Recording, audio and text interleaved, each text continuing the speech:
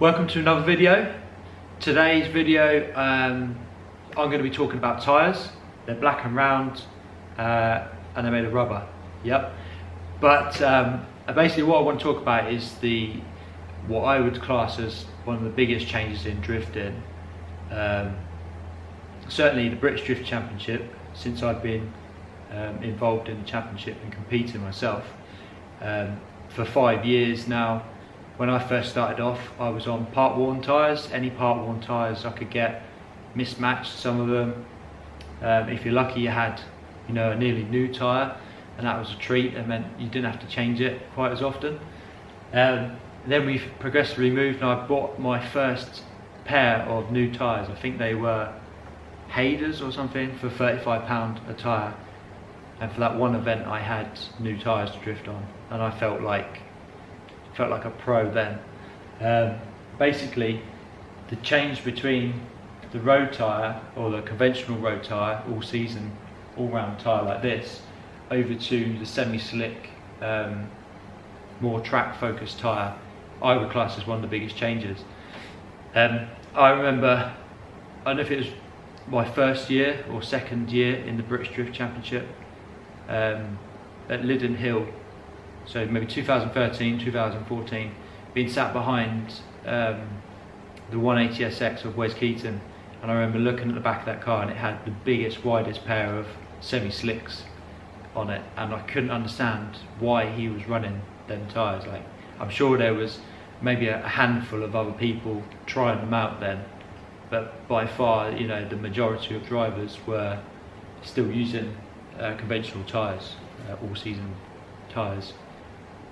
And back then I just didn't understand. I didn't understand why you would need that much grip, why you would want to use a slick tyre that's designed for grip, to give as much grip as possible, when obviously drifting you want to spin up the tyres. So it kind of goes against what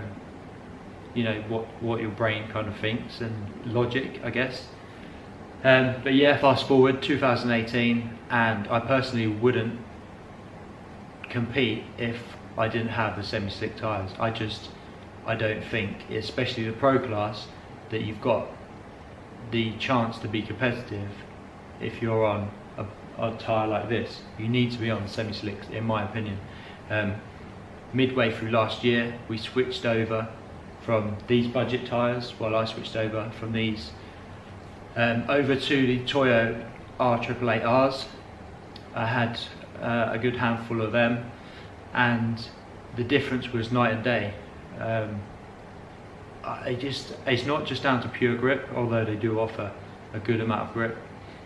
It's the way that the car handles mid-corner, I would say. Even if you lift off the throttle and then get back on, the car just seems to be a lot more stable and a lot more predictable. I feel like you can throw the car in at any angle and you can find that limit, and you can really play with the edge of the limit, the edge of spinning out. Whereas with the budget tyre, I just don't think it offers that. So yeah, I remember switching over, I think it was round 3, Birmingham, and the switch over mid-practice session was interesting, shall we say. But after a few moves backwards and forwards between the budgets and the track day tyres, the 888s, I noticed straight away that I preferred the 888s. We took them to Castle Combe, and I did a good few laps when I was like bedding in my new clutch, just grip driving, and the car felt like a different car. It just transformed it overnight, instantly, so that the car felt predictable. It felt, I knew where the limit was, I could really push it, and it felt like a car that actually you could drive fast instead of just drifting as well. So yeah, the rest of the year went on, and I knew the weak link would be the drive shafts, because they're just standard shafts, and we were pushing the limit of those shafts in terms of power. And now with the semi-slick tyres, the grip was there as well. The box is a 350 gearbox, so that was uprated over the SR20 box, so drive shafts with a weak link. Luckily, we went all season, did about 10 events, and went up to round 5, the last round at Teesside, without breaking any drive shafts. and then proceeded to break 4 drive shafts in 3 laps, 2 on the first, 2 on in the first go, and then another one, and then another one after that. So yeah, I guess we found the limit of the drive shafts. So we replaced them, GTR rear end, GTR shaft, GTR diff, because we knew that we had to future-proof the car and make it withstand the semi-slick tyres. Going back to round 1, I was on these budgets, and I was up against Danny Grundy after I qualified. He was the first person that I was to battle, and he was on the Westlake tyres, again, semi-slick tyre, really grippy. And I remember the lead run and the chase run perfectly. My lead run was average, and Danny had the pace to put it on my door and follow me around the whole track. He did a great job. When it came to his lead run and my chase, I pulled off the line and I just had wheel spin. I just could not get off the line, even though I had the advantage of driving straight off the line, whereas the lead car, being Danny, he had to go through the chicane to slow him down. That's supposed to give the chase car the advantage. I still couldn't keep up with him. There just wasn't the grip on the budget tyres. And then once he'd got 2 car lengths, even shallowing up on the corners and transitions, I just couldn't close that gap. So that really, to me, highlighted the difference in the tyres. Now obviously, you know, some of it could be down to driver ability. Someone with budget tyres may be able to outdrive someone with semi-slick tyres and stuff, but for me, I couldn't. Getting off the line was you either spin the wheels up too much or you bogged down. You just couldn't have a happy medium. So yeah, Danny won that battle anyway, long story short. For me, we couldn't get hold of the TYRES, unfortunately, but we did manage to get the TYRES, which is this tyre here. So I haven't tried these yet, but after speaking to Biz, Biz has got on really well with them. He used them on his LS powered 350Z and he rates them really highly. So I'm looking forward to trying them out. They're actually bigger than the tyres that I've run before. They were 265, so they should be offer even more grip.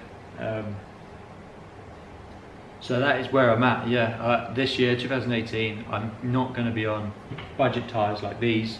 I'm just going to be on the semi-slicks. I believe that that is the future, and if you've got the budget and you're looking to compete, I 100% recommend semi-slick tyres. I just don't think you can keep up with the guys that are on semi-slicks. So hopefully that's wrapped things up and given you a bit of an insight into the tyre situation and the way that that's changed drifting. I truly believe that that's quite a fundamental change. I know people started using them 5 years ago, for example, and maybe even Formula D started using them even earlier than that. But I think now you'll find that even the lower end of the competition side of things, so even your like grassroots drifting, if people can, they will use the semi-slick tyre. I believe that that's where you need to control things, and I think certain championships and certain grassroots series are bringing that into effect, because obviously not everybody can afford to run a semi-slick. They are expensive, or they can be expensive, so in some cases twice the price of the budget. So yeah, I think you've really got to have everyone